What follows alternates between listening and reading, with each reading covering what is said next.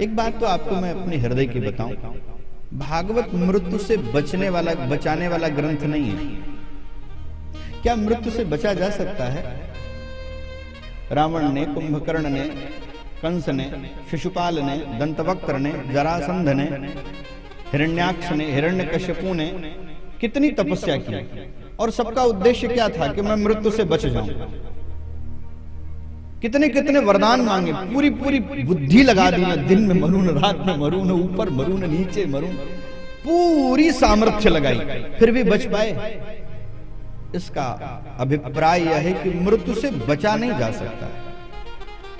तो जो यात्रा से हम बच ही नहीं सकते हैं, तो दूसरे विकल्प पर हमें काम करना चाहिए। दूसरा विकल्प क्या है कि यात्रा को कैसे व्यवस्थित कर लिया जाए, कैसे उस यात्रा को सुखकारी बना लिया जाए, इतने मात्र पर हमें काम करना है। यात्रा करनी ही करनी है। हम ट्रेन में यात्रा करते हैं तो हमें दो प्रकार के लोग दिखाई पड़ते हैं। एक वे लोग जो यात्रा को एंजॉय करते हैं, आनंद ले रहे होते हैं, पेपर पढ़ते हैं, कुछ घर से ले आए हैं, और दो तीन लोग हैं, आपस में बातचीत। एक कुछ ऐसे व्यक्ति भी दिखाई पड़ते हैं जो उसके पैर के पास बैठते तो वो कहता हूँ आगे बढ़ो, उसके पैर के पास भाई सब पढ़ो, अरे आगे बढ़ो, तो वो और टीटी को देखा तो ऐसे भगे नहीं इधर बैठ पा रहे हैं, उधर बैठ पा रहे हैं, मुंह लटका हुआ है, मुंह सूखा हुआ है, एक अप्रत्याशित डर की भावना है कि कब क्या हो जाए हमारे साथ। ट्रेन चल रही है, उसमें कोई दो राय नहीं है, हो सकता है वे अपने गंतव्य तक भी पहुंच जाएं, लेकिन जो यात्रा में पीड़ा है ना, उसका तो अनुभव तो कर ही रहे हैं। एक कहां आनंद में निर्भय होकर के ठाठ से बैठा है, और एक कहां भटक रहा है, इधर से उधर, इधर से उधर, कभी बाथरूम के पास में जाता है, कभी इधर आता है, कभी गेट के पास में जाता है, कोई इधर धक्का मारता है, कोई उधर धक्का मारता है। यात्रा दोनों की है, कमी कहां रह गई? एक ने यात्रा प्लानिंग की थी, उसने तैयारी की, टिकट लिया है, सामान रखा है, रास्ते में लगने वाली दवाई की व्यवस्था की है, वाटर बोतल रखा है, पान सामान रखा है, कुछ पैसे रखे हैं, कुछ फल रखा है, यानी जो सामान चाहिए उसको उसने व्यवस्थित किया है, साथी भी रखा है उसने। लेकिन दूसरे की यात्रा अनप्लान्ड यात्रा है, उस कोई प्लानिंग नहीं, अचानक से आ गई है, वह इसलिए पीड़ा का अनुभव कर रहा है। तो एक तो यात्रा में हम सबको जाना है, या तो स्वाभाविक है, तो उस यात्रा की तैयारी करें, जाना तो है ही। इसलिए राजन, भागवत जी मृत्यु से बचने के लिए नहीं है, मृत्यु को मंगलमय बनाने के लिए। कोई आपसे पूछे भागवत जी क्या हैं, तो आप एक लाइन में उत्तर दीजिए, जो मृत्यु को मंगलमय बना दे, उस दिव्य कथा का नाम है श्रीमद् भागवत महापुराण। और वो मृत्यु जो ध्रुव सत्य है, उसमें कोई संदेह नहीं है। तो जरा उसकी तैयारी कैसे करनी चाहिए, जरा सुनिए आप।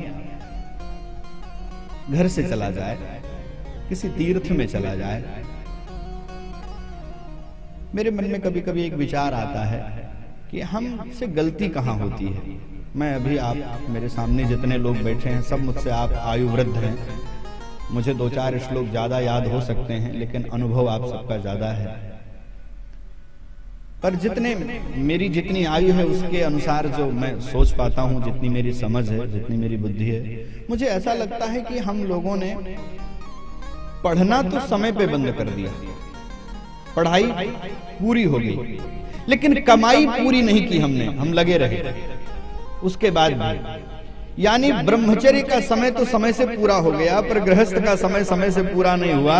वानप्रस्थ में हमने प्रवेश नहीं किया, संन्यास का अवलंब नहीं लिया, हमने विद्या का तो समय पूरा कर लिया, पर अर्थ को लगातार अंतिम समय तक खींचते रहे उसको। नहीं नहीं नहीं नहीं, हमें अगर यात्रा लंबी करनी है तो यहां से रोड तक की जो व्यवस्था है उसको छोड़ना पड़ेगा, उसके आगे वाले वाहन में बैठना पड़ेगा, फिर उसके आगे वाले वाहन में बैठना पड़ेगा, फिर वो ट्रेन मिलेगी, वो हमको लंबा ले जाएगी। हम करते क्या हैं, हम एक वाहन को तो छोड़ देते हैं, पर दूसरे वाहन को छोड़ना ही नहीं चाहते हैं, लास्ट तक उसी में बैठे रहना चाहते हैं, और चाहते हैं कि हमारी यात्रा जो हमने सोच रखी है लंबी दूरी की वो पूरी हो जाए। वो कैसे पूरी हो सकती है?